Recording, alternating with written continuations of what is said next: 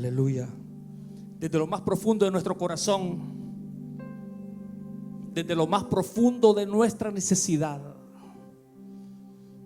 digámosle: poderoso Dios, mi alma clama por ti, Señor, en este día. Tú conoces, Señor, dígale, mi necesidad. Tú conoces la situación, Señor, que estoy pasando. Oh Dios bendito, te pedimos por cada uno de los miembros de nuestra familia, Señor, por los que están cerca y por los que están lejos. Te pedimos por cada uno, Padre, en el nombre de Jesucristo. Te pedimos que guardes a nuestros familiares, a nuestros parientes. Guarda, Señor, nuestras familias, te pedimos. Señor, revélate a cada uno de ellos. Revélate, Señor. Nosotros no podemos hacer nada por salvarles, porque tuya es la salvación, oh Dios. Salva, Señor, a nuestros familiares. Salva a nuestros parientes. Por imposible que parezca, Señor, pero tú eres el Dios de lo imposible. Para ti no hay nada imposible, oh Dios, y nosotros así lo creemos.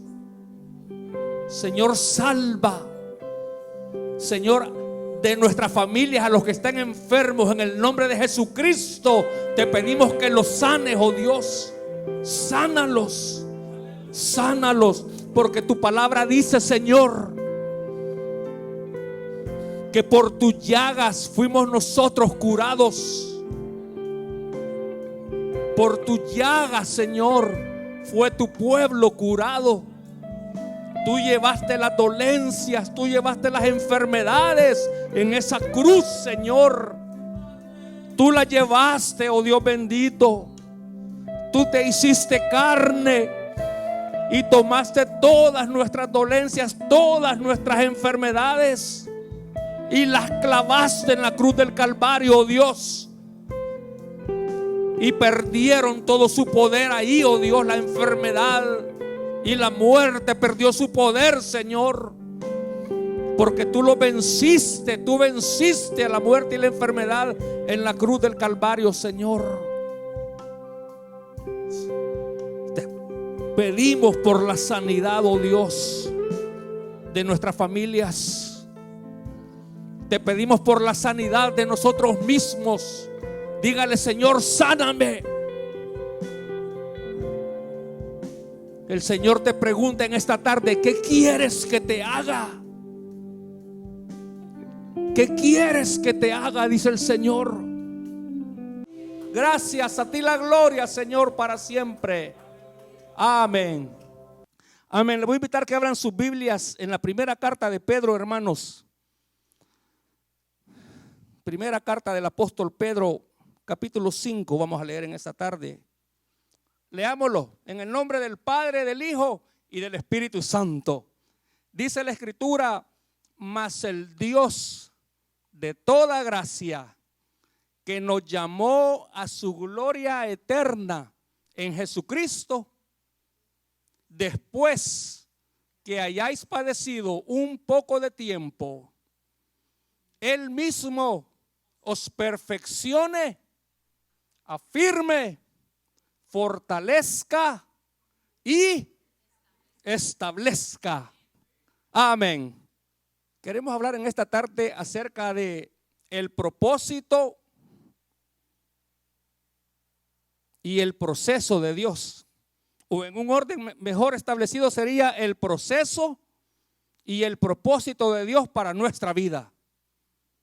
El proceso y el propósito de Dios para nuestra vida, ¿verdad? De eso queremos hablar en esta tarde por un momento. Y que quisiéramos comenzar, hermanos, diciendo pues de que cuando Dios dio su palabra al ser humano, Dios tenía un propósito en mente, ¿verdad? Dios vio la condición arruinada, degradada que el hombre quedó después de haber pecado. ¿Se imaginan Dios en el cielo cómo se sintió? Mire, Adán y Eva pensaban que el pecado que habían cometido no era tan grave, pensaban ellos. Comieron del fruto, Dios les puso un castigo a cada uno, pero la vida siguió.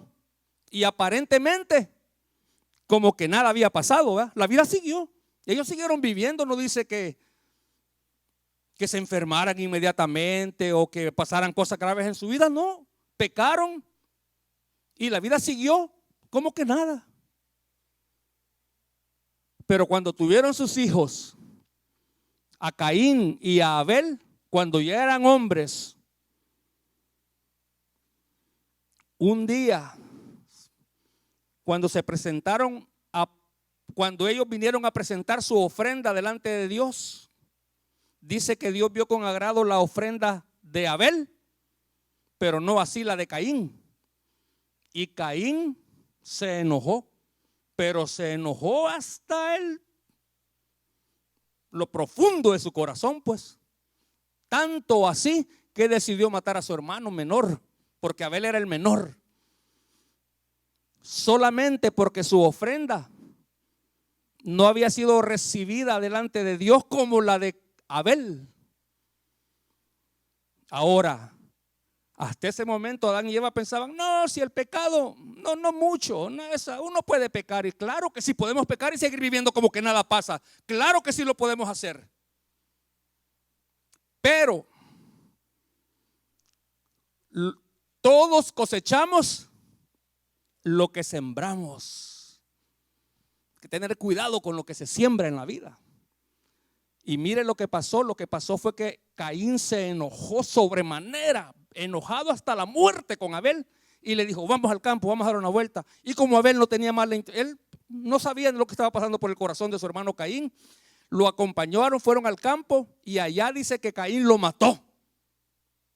¿Se imagina cómo se sintió Abel? Perdón, cómo se sintió Adán y Eva.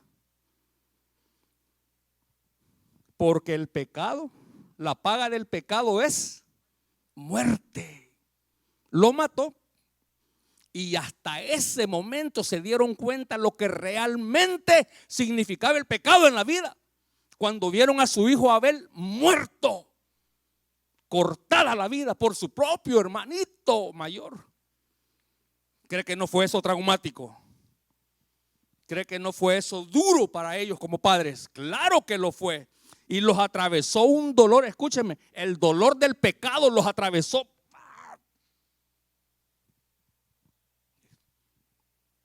Porque yo no sé si a usted alguna vez lo ha atravesado el dolor del pecado. Yo en lo personal sí me ha atravesado el dolor del pecado y es lo más horrible que uno puede experimentar.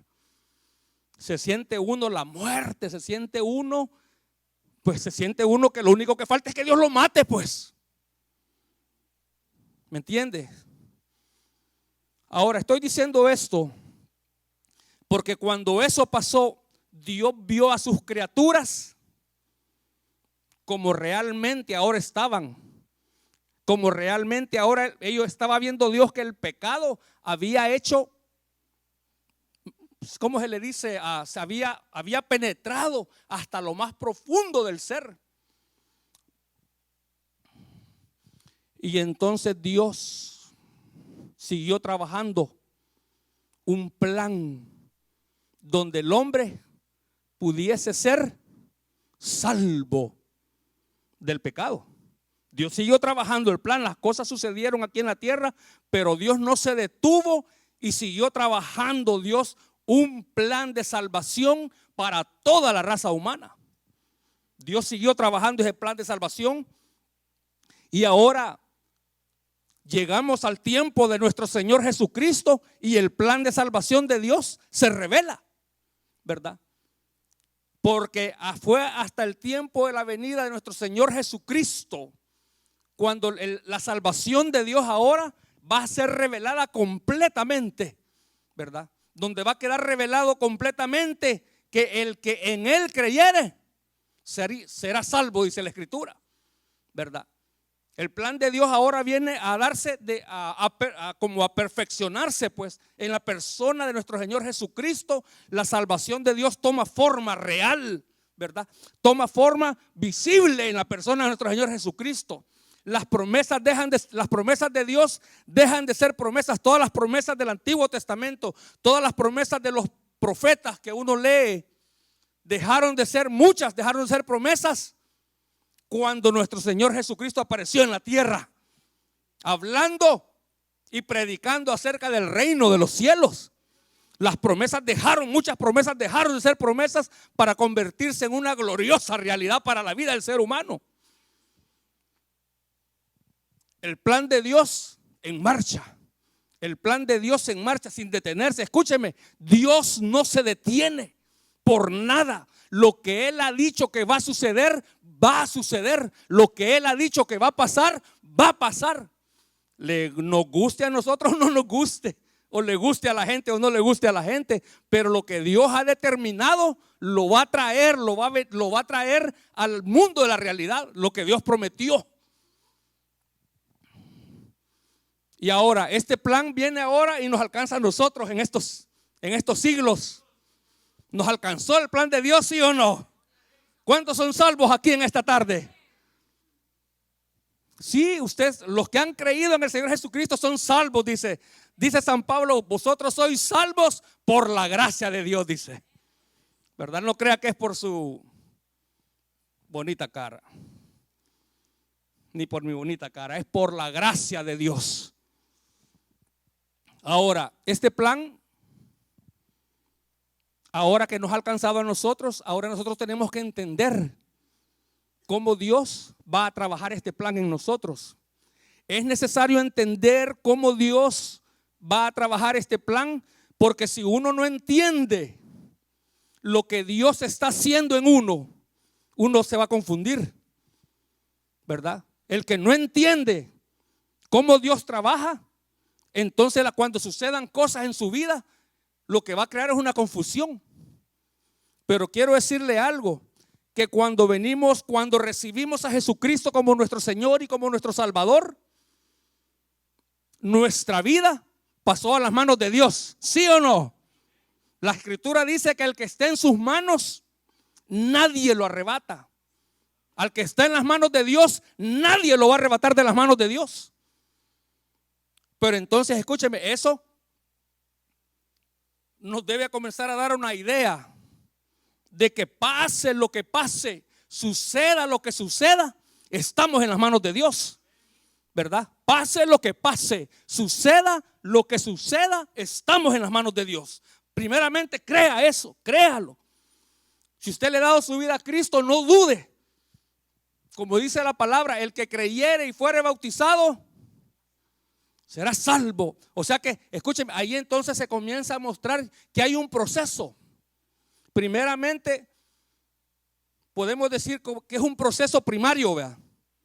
¿Cuál es el primer paso de Dios en la salvación de una persona? Según tenemos entendido por la palabra de Dios, es a través del arrepentimiento que las personas vienen delante de Dios, ¿verdad?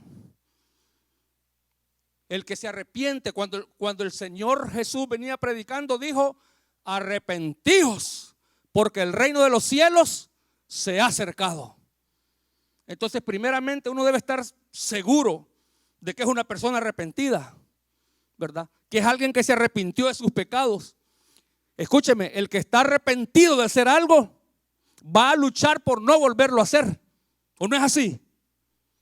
El que está arrepentido de hacer algo, de que hizo algo y le dan una nueva oportunidad, va a luchar, va a pensar dos veces, va a razonar antes de volverlo a hacer. Porque si le fue dada una oportunidad, es como el preso, ¿verdad? Le dicen a un preso: oh preso, mira, te condenamos a 25 años, pero la ley ahora, hemos modificado la ley y ahora sales de la cárcel y apenas llevas 5 años en la cárcel el preso. Y le tocaban 25 y ahora a los 5 años le dicen: vas a salir. Y el preso dice: bueno, Pero si él en esos 5 años que estuvo ahí en la cárcel no se arrepintió de la falta que cometió, y escúchame, no estoy hablando de un arrepentimiento de tipo religioso. En este momento quiero poner este ejemplo como un arrepentimiento de haber hecho algo, como cualquier persona, ¿verdad?, sea religioso o no. Pero una persona, por ejemplo, una persona que está en la cárcel porque cometió un delito, y si en ese tiempo como persona que es, no se arrepintió, no concluyó en su pensamiento de que lo que había hecho estaba malo, si no se arrepintió, si no llegó a esa conclusión de que lo que había hecho estaba malo, cuando salga, ¿qué va a pasar? Va a volver a lo mismo.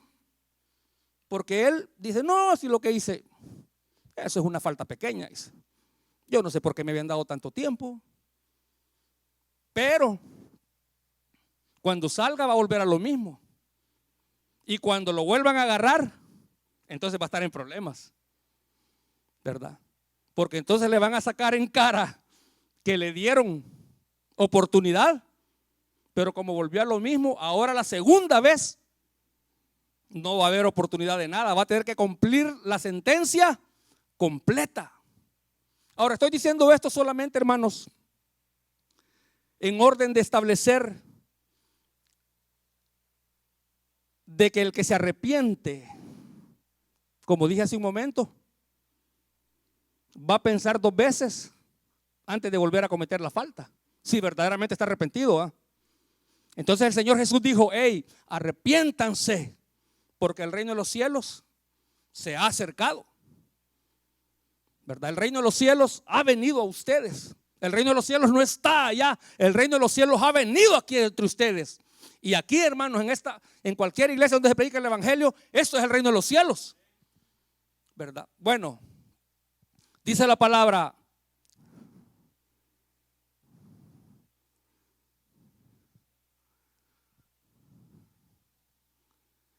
le dijo el Señor a sus discípulos, vayan por el mundo predicando el evangelio a toda criatura.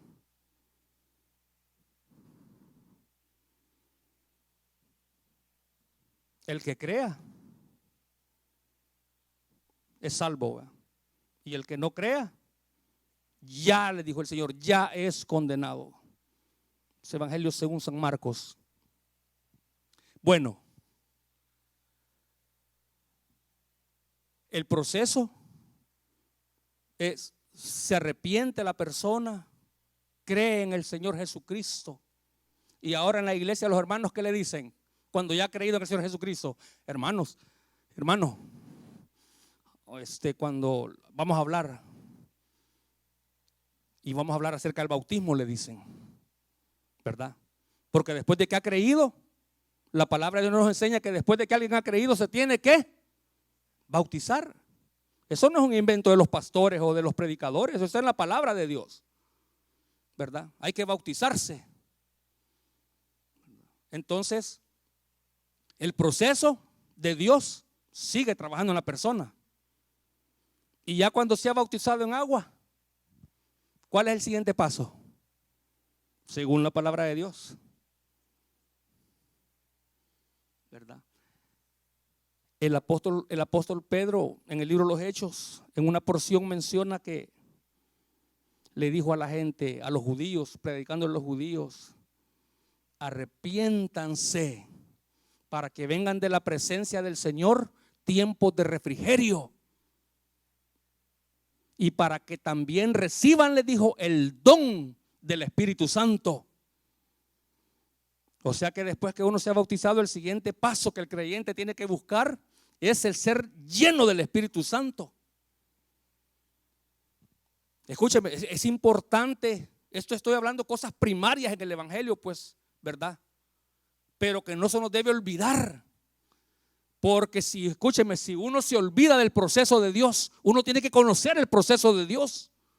Porque si no, ya creyó y ya se bautizó y piensa que ya estuvo. En cuanto a la salvación, probablemente sí, hermanos, ¿verdad? Es lo que la palabra de Dios establece. Pero escúcheme, pero el proceso de Dios, Dios en su proceso tiene una manera de trabajar en la vida del ser humano para que el ser humano vaya siendo transformado, ¿verdad? Para que el ser humano vaya siendo cambiado, no de afuera para adentro, sino que de adentro para afuera, ¿verdad? Porque también la gente que no entiende el proceso de Dios, le están diciendo a la gente nueva en el evangelio, le están diciendo, mire, le tiene que bajar el ruedo a la falda, mire, se tiene que venir de camisa manga larga, y la ropa le quieren cambiar a la gente, pues, porque no han entendido el proceso de Dios, porque el proceso de Dios no es de afuera hacia adentro, es de adentro hacia afuera, ¿verdad? Dios quiere cambiar nuestro ser, Dios quiere cambiar nuestra manera de ser, pues. Dios quiere cambiar nuestro punto de vista. Dios quiere cambiar la manera como vemos las cosas, cómo percibimos las cosas. Y entonces, cuando uno ya está lleno del Espíritu Santo, cuando Dios bautiza a una persona en el Espíritu Santo, ¿cuál es el siguiente paso? La palabra de Dios nos revela que hay 9 dones del Espíritu Santo, 9 dones del Espíritu Santo. En la carta del apóstol San Pablo a los Corintios, tiene que el creyente que comenzar a pedirle a Dios, Señor, ya me llenaste de tu Espíritu Santo, ahora dame un don con el cual yo pueda servir a mis hermanos. Ese es el punto de Dios, pues. Porque escúcheme, Dios nos trajo aquí, dijo el Señor Jesús, yo no he venido para que me sirvan, dijo el Señor Jesús, he venido para servir y dar mi vida, dijo el Señor, en rescate por muchos.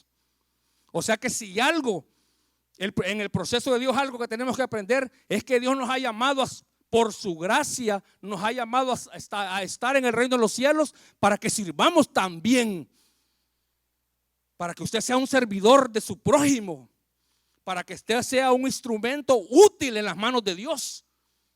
Dios quiere usarlo a usted para que su familia, para que sus amigos, para que los compañeros de trabajo también conozcan el evangelio.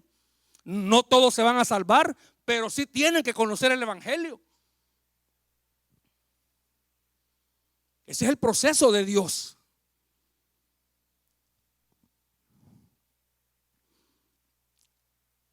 Ahora, estoy diciendo esto, como dije, de una manera como primaria, pues, o sea que es conocimiento básico, ¿verdad? En la palabra de Dios, que el creyente tiene que conocer esos detalles.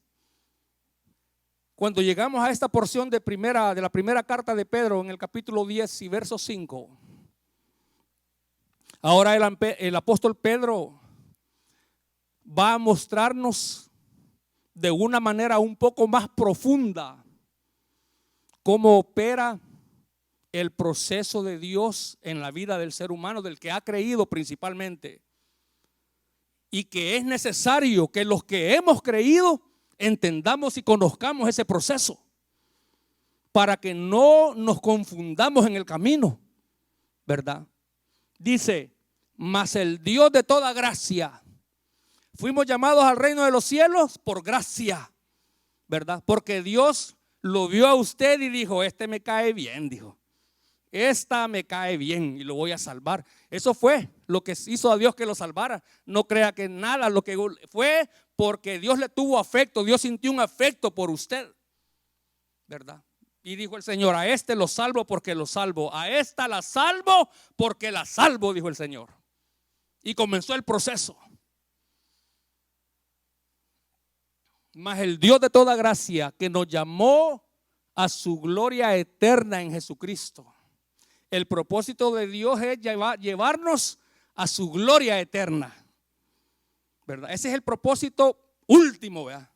Que de aquí vamos a ir a parar hasta la gloria eterna de Dios.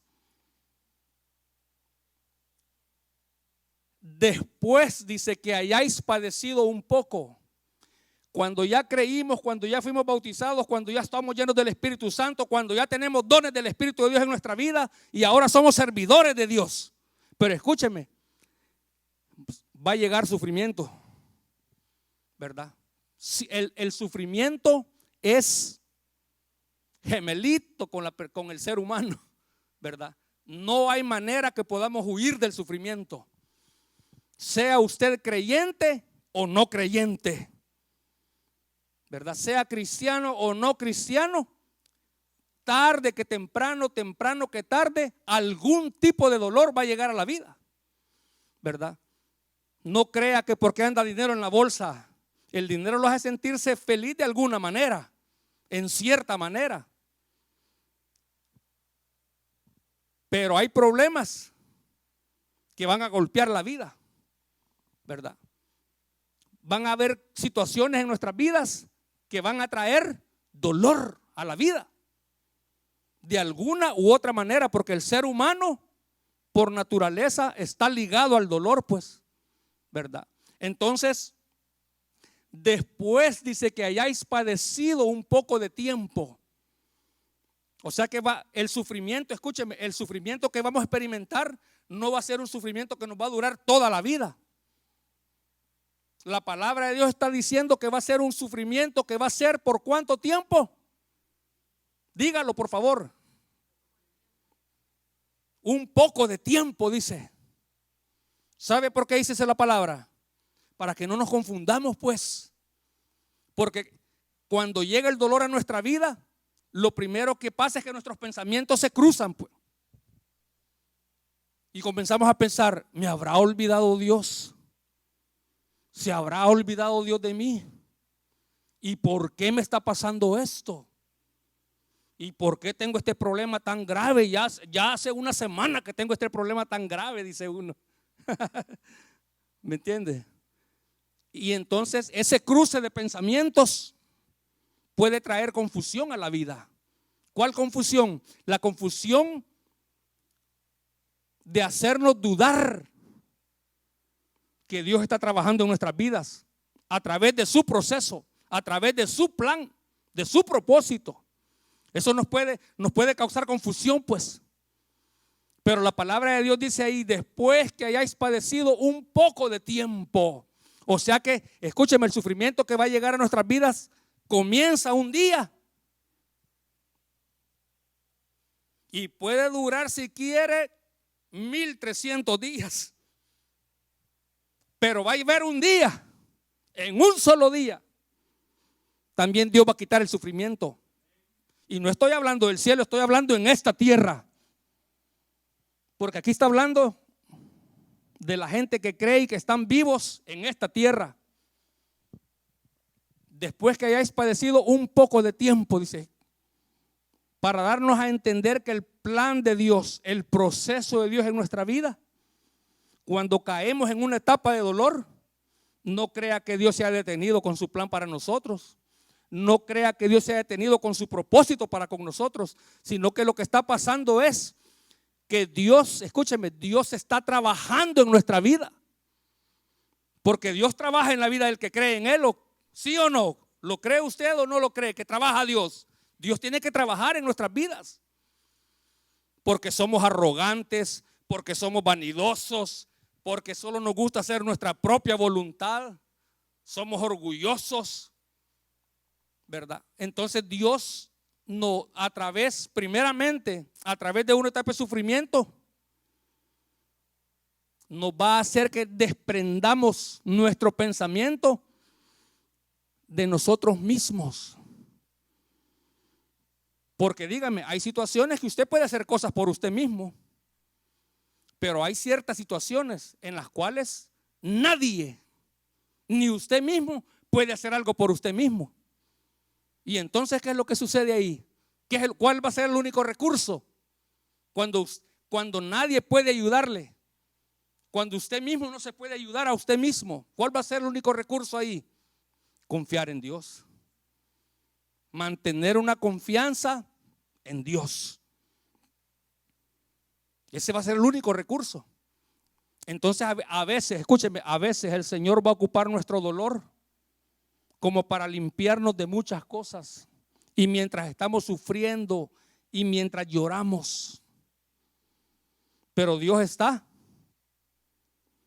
arrancando cosas, arrancando palabras, arrancando actitudes, limpiando nuestros pies. Porque mientras caminamos en este mundo, ¿qué es lo que nos ensucia? Los pies. Entonces el Señor nos está limpiando la mente, trabajando el Señor en la mente, en el corazón, quitando el orgullo, quitando la soberbia, ¿verdad? Quitando la vanidad, quitando ese carácter irascible. Irascible significa un carácter lleno de ira. Solo enojados nos gusta, solo de enojados trabajamos, pues, ¿verdad? Solo con enojo queremos arreglar todo, pues. Pero escúcheme, pero eso no le agrada al Señor. Entonces uno tiene que trabajar, tiene que dejar que Dios trabaje esas áreas en uno.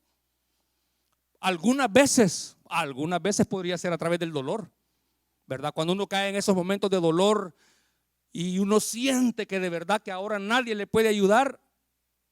Qué bueno, dice el Señor, qué bueno que estás reconociendo eso, hijo mío. Qué bueno que estás reconociendo eso, hija mía. Que nadie te va a ayudar, sino que solo yo, dice el Señor, solo yo te voy a ayudar. Como siempre ha sucedido. Como siempre ha sucedido. Yo cuando hago recuento de mi vida, digo yo, bueno, si es que a mí realmente, si no fuera por el Señor, no estuviera aquí, pues. Ya tuviera como 25 años que me hubieran hecho, ¿cómo le dicen cuando celebran el año de fallecimiento de las personas? Cabos de año, dice, ajá, cabos de año. Pero no sé en otros países cómo le dirán, cada vez que hay un aniversario de que alguien falleció. Ya tuviera yo como 25, 30 años que solo fuera cabos de año ya. Pero por la gracia de Dios no fue así. Pero entonces fui sometido al sufrimiento. Y el Señor, y a veces uno dice, Señor, no aguanto ya, Señor. Y el Señor dice, hey, poquito más, tenme paciencia, dice el Señor, unos días más, tenme paciencia. Porque Él está trabajando, pues, está trabajando la mente, el corazón, está trabajando todo el Señor, pues.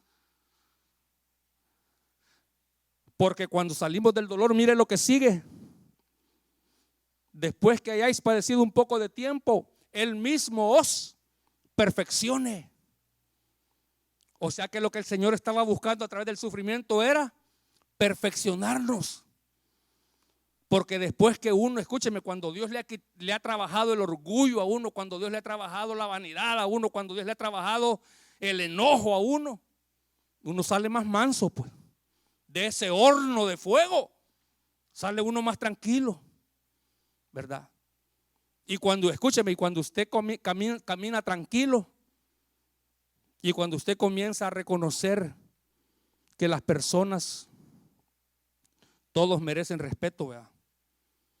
Y cuando usted comienza a reconocer lo que la palabra de Dios dice,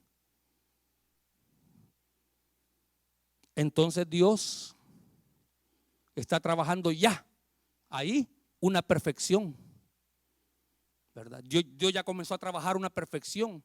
Aunque usted y yo juzguemos que la perfección es inalcanzable para el ser humano, pero quiero decirle esto, lo comentaba con unos hermanos la semana pasada. Nosotros juzgamos que la perfección para el ser humano es inalcanzable. Y lo más seguro es que sí. Así como la perfección, el concepto que nosotros manejamos de perfección. Porque nosotros como humanos, el concepto que manejamos de perfección es de una persona intachable, que no comete ni un error y que no quiebra ni un plato y que no nada, pues como que estuviera en una vitrina ahí, San Ignacio. A veces pensamos que así es la santidad, la perfección, pues.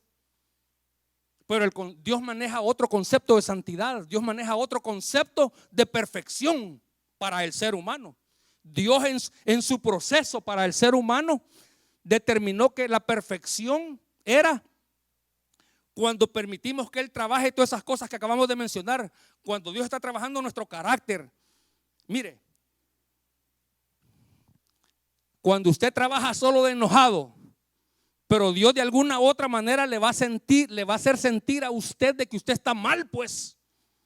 Y usted dice, pues realmente estoy mal, porque mi carácter no me deja, dice. Pero la verdad es que tengo que hacer algo. Y ya cuando el siguiente día ya se levanta dispuesto, a no dejarse dominar por la ira o por el enojo.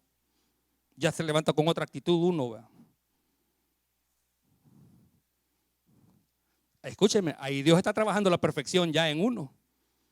Porque cuando en el Evangelio según San Mateo, en el Sermón del Monte, el Señor Jesús les estaba diciendo a sus discípulos, les estaba diciendo el Señor a sus discípulos, escúchenme, al que les dé en una mejilla, pónganle también la otra, les dijo.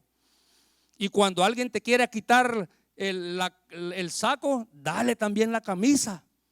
Y cuando alguien te quiera obligar a llevar carga por 1 milla, no lo hagas por 1 milla, hazlo por 2 millas, dijo el Señor. Al que te pida, dale. Y al que quiera tomar de ti prestado, no se lo niegues. Les estaba diciendo esas palabras el Señor a sus discípulos. Pero ¿saben qué concluye ese sermón? Cuando les dice: sean pues ustedes perfectos, como vuestro Padre que está en los cielos es perfecto, que hace salir su sol sobre buenos y sobre malos, y que hace llover sobre justos e injustos, les dijo. O sea que el propósito de Dios, cuando el Señor les estaba hablando esas palabras, lo que estaba trabajando en ellas era el carácter, pues, la manera de ver las cosas. Porque el Señor sabe que como somos pecadores por naturaleza, entonces dice: al que te pida, dale. Pero nosotros, ¿cuál es nuestro concepto? ¿Cuál es nuestro punto de ver las cosas? Al que te pida, primero míralo de pies a cabeza, a ver si se lo merece. Ese es el concepto que nosotros manejamos. Al que te pida, dile que se vaya a buscar un trabajo. Esos son los conceptos nuestros, los conceptos de la gente pecadora manejamos, pues. Porque pensamos que nuestro razonamiento, no, es que uno tiene que razonar también. Pues sí, pero es que hay cosas en las que hay cosas que hay que razonarlas, pero hay cosas que simplemente hay que seguir la palabra de Dios. Y ahí dijo: al que te pida, dale. Y al que quiera tomar de ti prestado, no se lo niegues, dijo. Y al que te quiera quitar el saco, dale también la camisa. Y al que te pegue en 1 mejilla, dale también la otra. Escúchenme, nosotros pensamos en el golpe y decimos: no, eso está difícil. Pero es que Dios no estaba hablando, el Señor Jesús no estaba hablando del golpe, estaba hablando de la actitud que uno debe de tomar. Porque que le den en la mejilla, uno se ha dado cuenta que a veces uno en la relación matrimonial, a veces decimos cosas que ofendemos al otro, ¿sí o no? Es como que nos den una cachetada, pues. Y uno dice: ya nomás se descuide, me las desquito. Esos son los conceptos humanos que manejamos, pues. Nos quedamos pensando en que nos vamos a vengar, pues. El rato que menos esperen nos la desquitamos. Pero el Señor estaba hablando de que cuando usted se sienta golpeado emocionalmente, también no solo con el golpe, sino que cuando se sienta dañado emocionalmente, cuando alguien lo daña emocionalmente, cuando usted sienta que le dañan el corazón, usted, tranquilo, y dígale: ya terminaste, mi amor. Porque si no ha terminado, dígale: termina. Sí. O sea que es una actitud, pues. El Señor estaba hablando de cambiar las actitudes. El cambio es de adentro hacia fuera. El Señor trabajando la perfección. Y dijo el Señor: escuchen, sean perfectos, dijo. Les estoy diciendo esto para que sean perfectos como vuestro Padre que está en los cielos, que hace salir su sol sobre buenos y sobre malos. O sea que Dios no anda viendo así como nosotros. Nosotros, Dios es perfecto, Dios es santo, santo, santo es el Señor. Y a todos nos considera bien iguales, tanto los creyentes como los no creyentes. El Señor lo ve a usted y dice: mi hijo necesita. Pero también ve un impío, blasfemo, que no cree en Dios, pero que necesita pan para llevarle a sus hijos. Y dice: este también necesita. Ordena a los ángeles: vayan y llévenle una gran provisión también. Porque Dios no se va a dejar sin testimonio de sí mismo. Los hombres pueden blasfemar y maldecir a Dios, pero Dios siempre los va a amar. Porque eso es lo que la palabra dice. Porque de tal manera amó Dios al mundo, dice, que dio a su Hijo unigénito. O sea que aunque la gente no quiera el evangelio, aunque la gente no quiera la palabra de Dios, pero Dios no se va a dejar sin testimonio a sí mismo, y Dios va a bendecir al creyente, pero también al no creyente. Va a bendecir al crédulo, al que cree, también al que no cree. Dios lo va a hacer, Dios lo hace cada día. Si no, ya estuviera muerta la mitad de la humanidad, o 3/4 partes de la humanidad estuvieran muertas de hambre ya, si Dios fuera como somos nosotros, que juzgamos antes de ayudar a las personas. Entonces Dios estaba trabajando la perfección, y después de la perfección, me voy a apurar porque ya pasó el tiempo, y después de la perfección dice, viene la firmeza. Cuando usted ya comenzó a experimentar la palabra de Dios, cuando usted ya se decidió que tiene que cambiar cosas, que hay que cambiar cosas, que yo realmente he reconocido que tengo que cambiar muchas cosas en mí. Ahora lo que va a venir, Dios lo va a afirmar. Escúcheme, Dios le va a afirmar los pensamientos para que lo que usted decidió, hoy que usted dijo, hoy sí voy a comenzar a cambiar, hoy sí voy a comenzar a vivir para Dios, entonces de parte de Dios va a venir una fuerza interior a través de su Espíritu Santo para que usted diga, no, hoy sí, ya me decidí y ahora sí voy a seguir a Cristo. Ya con palabras firmes, pues, ¿verdad? Ya no dudando. Ay, es que no sé, es que me cuesta, es que no. Tiene que llegar un momento que si usted se decide, Dios va a firmar sus pensamientos. Cuando usted diga, hoy sí he decidido seguir al Señor, el siguiente paso va a ser que Dios lo va a firmar a usted. Dios le va a dar fuerza interior y Dios le va a dar fuerza en el pensamiento para que usted diga, hoy sí sigo al Señor, hoy sí. Y el domingo primero, si Dios me lo permite, ahí estaré en la iglesia. Y cuando hayan actividades de la iglesia, si Dios me lo permite, ahí estaré, ¿verdad? Y cuando sea de compartir con los hermanos, si Dios me lo permite, ahí estaré. Entonces va agarrando uno fuerza. Esa fuerza interior es de parte de Dios. Por eso es que en la iglesia toda la honra y toda la gloria se la damos a Dios, pues. Porque el afirmarse también es de parte de Dios, viene de parte de Dios después que usted ha tomado algún tipo de decisión para seguir a Dios. Pero si usted se queda sin tomar una decisión, ¿y qué va a afirmar Dios entonces, pues? ¿Qué es lo que va a afirmar Dios en su vida si usted no toma algún tipo de decisión? Pero cuando usted toma decisiones, entonces inmediatamente viene la firmeza de Dios.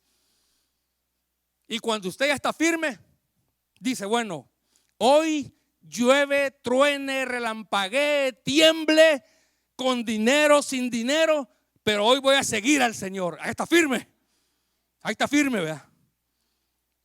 Pero como Dios es más bueno de lo que esperamos, cuando usted ya está firme, para que si usted se mantenga firme, hoy va a venir la fortaleza de Dios a su vida. Va a venir el poder de Dios a su vida. O sea que entonces, para que usted no tenga que estar luchando tanto, porque mire, si queremos hacer las cosas por nuestra propia fuerza, es mucha lucha, pues. ¿Me entiende? Es mucha lucha. Por eso es que aquí en las iglesias nos han enseñado y le enseñamos a las personas que en cuanto a la relación con Dios, la mejor manera de relacionarse con Dios es una dependencia total de Dios. Esa es la mejor manera de relacionarse con Dios, depender de Dios en todo y para todo, ¿verdad? En su trabajo, deje que Dios obre, deje que Dios le ayude y Dios le va a ayudar o no. En su familia, escúcheme, diga, Señor, yo ya hice lo que tengo que hacer y yo no he visto resultados, pero Señor, ahora yo te ruego, Señor, que tú intervengas. Pero quiero decirte algo, Señor, yo estoy decidido a seguirte, y no importa lo que me cueste, no importa las consecuencias, no importa con dinero, sin dinero, como sea, con carro o sin carro, como sea, pero yo ahora te sigo, Señor. Esa firmeza va a traer la fortaleza de Dios a su vida. Como usted ya lo decidió también, ahora está firme. Ahora la fortaleza de Dios va a venir para que usted se mantenga, escúcheme, para que usted aprenda a caminar constante. La fortaleza es como aquí como que alguien me viene empujando, pues. un soporte, ¿verdad? Y a veces como que no quiero. Y el Señor me dice, vamos, sigamos. Yo vaya, pues sigamos. Y a veces como que ya no quiero otra vez. Y el Señor, vamos, sigamos. Ya casi, vamos, sigamos. Y ahí viene el Señor. Y hay días que usted se va a sentir desanimado, hay días que se va a sentir triste. Pero el Señor va a decir, no, dice, sigamos. Vamos, sigamos. Y ahí va el Señor con su fortaleza empujándonos. Y termina con el propósito final de Dios. Mientras estemos en esta tierra, el propósito final de Dios de todas estas cosas era establecerlo, darnos una vida estable.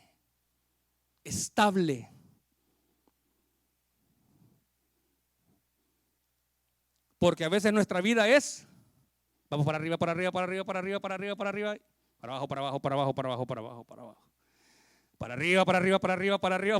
y otra vez para abajo y así.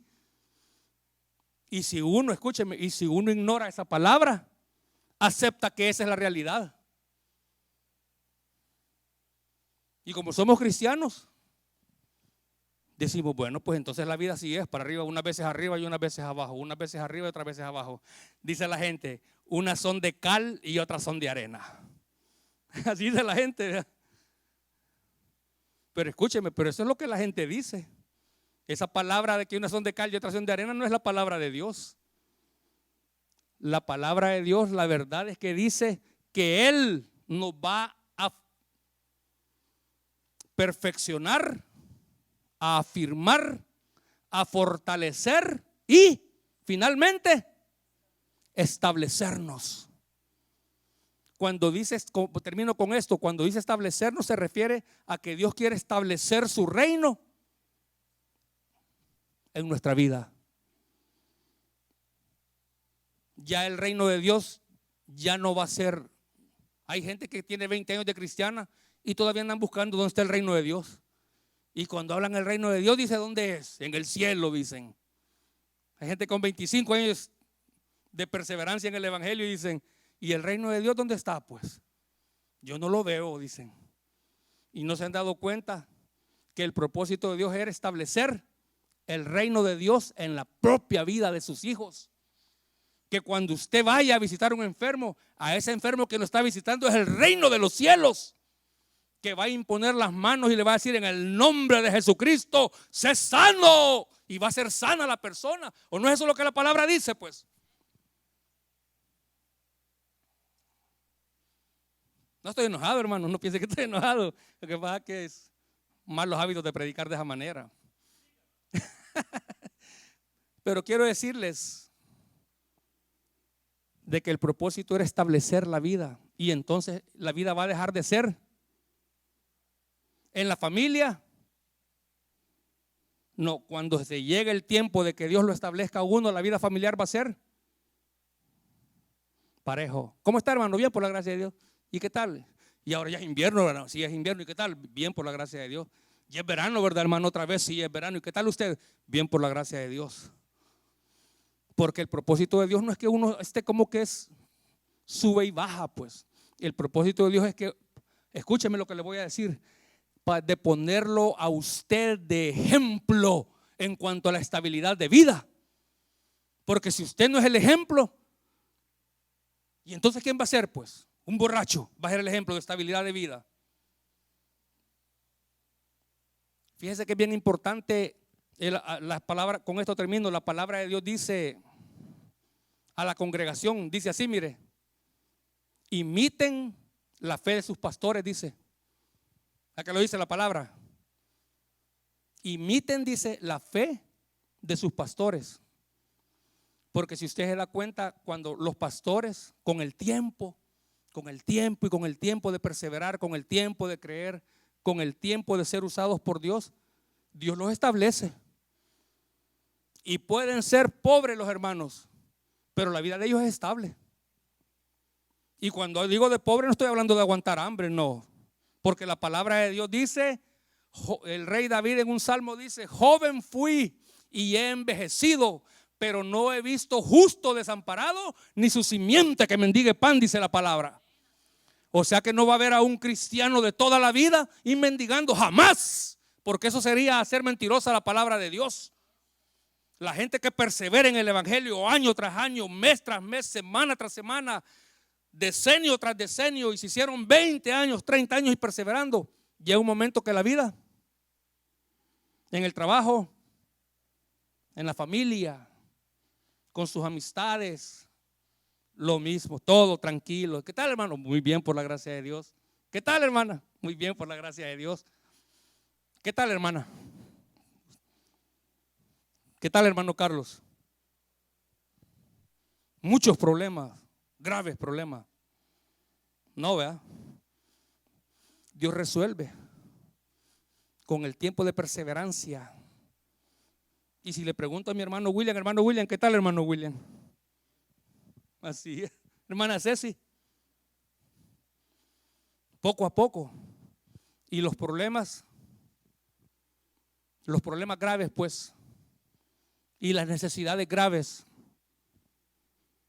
porque el Dios lo ha ido perfeccionando, afirmando, fortaleciendo, y finalmente el propósito era establecerlo, darle una vida estable en todas las áreas de su vida, en todas las áreas de su vida. ¿Lo cree? Oramos en esta tarde. Padre, te damos las gracias, oh Dios, por tu palabra. Gracias, Señor, por tu palabra, oh Dios. Tu palabra es luz a nuestro camino, lámpara es a nuestros pies tu palabra, Señor, y lumbrera a nuestro camino. Gracias, Padre, te damos las gracias, oh Dios bendito, por tu palabra, Señor. Gracias te damos, a ti sea toda la gloria y toda la honra mediante Jesucristo para siempre. Amén.